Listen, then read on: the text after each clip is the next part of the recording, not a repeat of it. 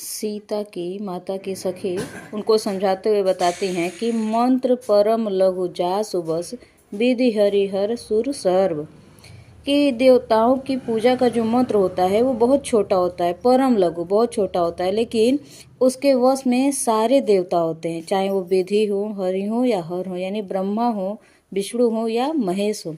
ठीक उसी तरह से जो महामत और वो हाथी होता है जो किसी के वश में नहीं आता है, उसको भी महावत अंकुश से अपने वश में कर लेता है, और अंकुश बहुत छोटा सा पतला सा होता है। आगे वो उदाहरण देकर बताती हैं कि काम कुसुम धनु सहायक लीने सकल भुवन अपने बस कीन्हे। कामदेव ने सिर्फ फूलों का धनुष वार धारण किया है, लेकिन इसी छोटे से फूल से वह सारे लोगों को अपने वश में रखते हैं। देवी तजिए संसव अस जाने भंजब धनुष राम सुनु रानी। हे देवी, तुम अपने संशय का त्याग कर दो और देखना कि राम ही इस शिव धनुष को तोड़ेंगे। सखी वचन सुनी भय परितीति मिटा विषाद बढ़ी अति प्रीति।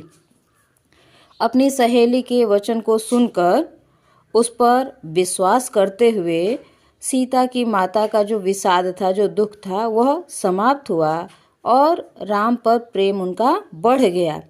तब राम ही बिलो की वैदेही सभय हृदय बिनतहि जेहितेहि। तत्पश्चात विदेह की पुत्री अर्थात सीता, विदेह राजा जनक को कहा जाता है, वह राम को देखती हैं, बिलो की मतलब ध्यान पूर्वक देखती हैं, और हृदय के भय को मिटाने के लिए बिनतहि जेहितेहि, जिस जिस देवता की याद आती है उनसे उनसे वह विनती करने लगती हैं। मन ही मन मनाव अकुलानी हो प्रसन्न महेश भवानी। वह मन ही मन व्याकुल होकर के प्रार्थना करते हैं कि हे भगवान शिव और माँ भवानी, आप मुझ पर प्रसन्न होइए। करहूँ सफल आपन सेवकाई करी ही तुहरहूँ चाप गरुआई। यदि मैंने आपकी सेवा मन से की है तो उस सेवा को सफल करिए और इस धनुष की गंभीरता को, इस धनुष की भारीपन को थोड़ा सा हर करके इस धनुष को और हल्का कर दीजिए। गण नायक वरदायक देवा आजु लगे किन्हीं तुम सेवा।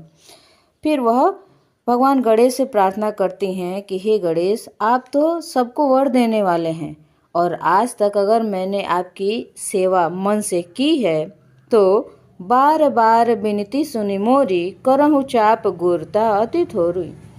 मैं बार बार आपसे प्रार्थना करती हूँ, विनती करती हूँ, मेरी विनती को आप सुनते हुए इस धनुष के भारीपन को थोड़ा सा कम कर दीजिए। देखी रघुवीर तन सुर मनाव धरि धीर भरे बिलोचन प्रेम जल पुल कावली शरीर। राम के कोमल शरीर को देखकर सुर मनाव धरि धीर, वह देवताओं से धैर्य मना रही हैं, देवताओं से प्रार्थना कर रही हैं। आंखों में प्रेम का जल भरा हुआ है और उनका पूरा शरीर पुलकित है। नीके निरखी नयन भरी शोभा पितु पनु सुमेरी बहुरी मनु शोभा। वह नीके निरखी मतलब बहुत ध्यान से राम को देखती हैं, नयन भरी शोभा, नेत्र में उनकी शोभा को भर लेती हैं, अर्थात वो भरे नेत्रों से राम को निहारती हैं और पिता के वचन को याद करती हैं तो उनके मन में क्षोभ भर जाता है। पिता ने जो प्रण लिया हुआ है उसे जब वह याद करती हैं। अह तात दारुण हठ ठानी, वो कहती हैं कि वो पिता ने बड़ा ही कठोर हठ ठान दिया है, समुझत नहीं कछु लाभ न हानि। उन्हें यह समझ ही में नहीं आ रहा है कि उनकी इस प्रतिज्ञा से किसका लाभ है और किसकी हानि हो रही है। सचिव सवय सीख दे न कोई बुद्ध समाज बड़ अनुचित होई। बुद्धिमानों के समाज में बड़ा ही अनुचित कार्य हो रहा है और पिताजी राजा हैं, इसके भय से उनके जो सचिव हैं, जो मंत्री हैं, वह भी उन्हें अच्छी सीख नहीं दे पा रहे हैं। कह धनु कलुसहु चाहि कठोरा कहाँ श्यामल मृदुगात किशोरा, कहाँ यह अत्यंत भारी कठोर धनुष है और कहाँ यह कोमल शरीर वाले श्याम सलोने हैं। विधि के ही भांति धरो उर्धीरा, सिरस सुमन कन बेधिय हीरा। हे विधाता, मेरा हृदय किस भांति धैर्य धारण करे।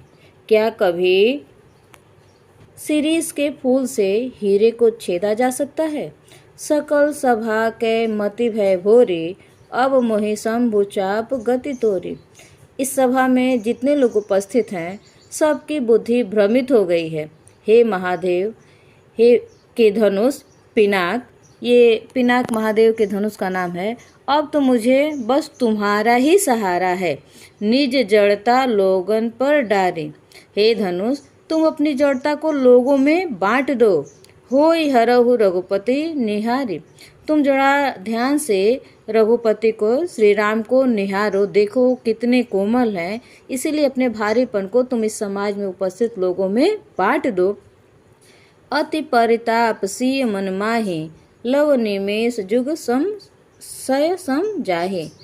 सीता के हृदय में बहुत ज़्यादा पीड़ा हो रही है और उनका एक एक क्षण एक एक युग के समान व्यतीत हो रहा है।